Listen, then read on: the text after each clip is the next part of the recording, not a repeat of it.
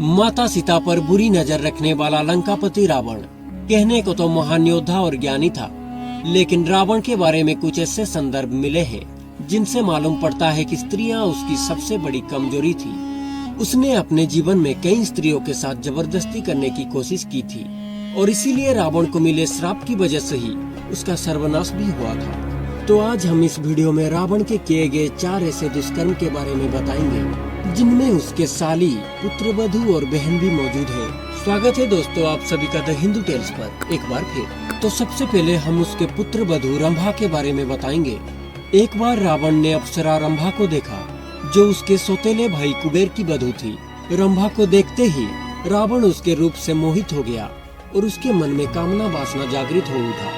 फिर रावण ने उसके साथ बल प्रयोग करके उसका सतीत्व भंग कर दिया और जब ये बात रंभा की पति नल कुबेर को पता चली तो उसने रावण को श्राप दिया कि यदि वो किसी भी स्त्री को उसके इच्छा के विरुद्ध स्पर्श करेगा तो उसके सिर के 100 टुकड़े हो जाएंगे और वो वहीं भस्म हो जाएगा।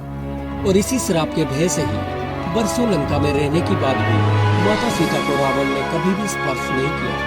और अगर हम रावण की साली की बात करें तो रावण ने अपनी पत्नी की बहन माया के साथ भी छल से संबंध बनाकर उसके पतिव्रता धर्म को नष्ट करने का कुकर्म किया था। तब माया ने रावण को श्राप दिया था कि स्त्री के प्रति तुम्हारे कामना ही तुम्हारे मृत्यु का कारण बनेगा। अगर रावण की दुष्कर्म की चर्चा हो रही हो और वेदवती का नाम ना आए तो ऐसा हो ही नहीं सकता।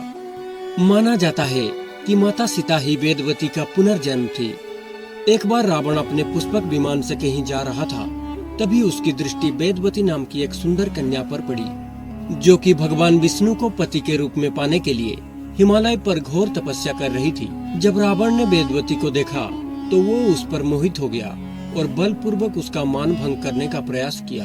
और ऐसे में अपनी लाज बचाने के लिए वेदवती ने अपने मंत्र शक्ति से खुद को भस्म करते हुए रावण को श्राप दिया कि एक स्त्री ही तुम्हारे मृत्यु का कारण बनेगी। और अगले जन्म में वेदवती माता सीता के रूप में अवतरित हुई और रावण की मृत्यु का कारण बनी। रावण की दुष्कर्म की और एक कहानी उसके बहन से जुड़ी हुई है। रावण की बहन शूर्पणखा की पति का नाम विद्युत जिह्वा था और वो कालकेय नाम के राजा का सेनापति था। और जब रावण विश्व युद्ध पर निकला तो उसका कालकेय से युद्ध हुआ और उस युद्ध में रावण ने विद्युत जिह्वा का भी वध कर दिया। तब शूर्पणखा ने मन ही मन रावण को श्राप दिया कि मेरे ही कारण तेरा सर्वनाश होगा। और इतना ही नहीं, जब रावण ने भविष्यवाणी में जाना कि कौशल्या के पुत्र के द्वारा ही मेरी मृत्यु निश्चित है, तो अपनी मौत को टालने के लिए दशरथ और कौशल्या के विवाह के दिन ही रावण कौशल्या को एक डिब्बे में बंद करके सुनसान द्वीप पर छोड़ाया था। अगर आपको आज की जानकारी पसंद आई है और आप भी मेरी तरह हिंदू हैं, तो चैनल को सब्सक्राइब जरूर करें। आज के लिए इतना ही, मिलते हैं अगली वीडियो में। नमस्कार।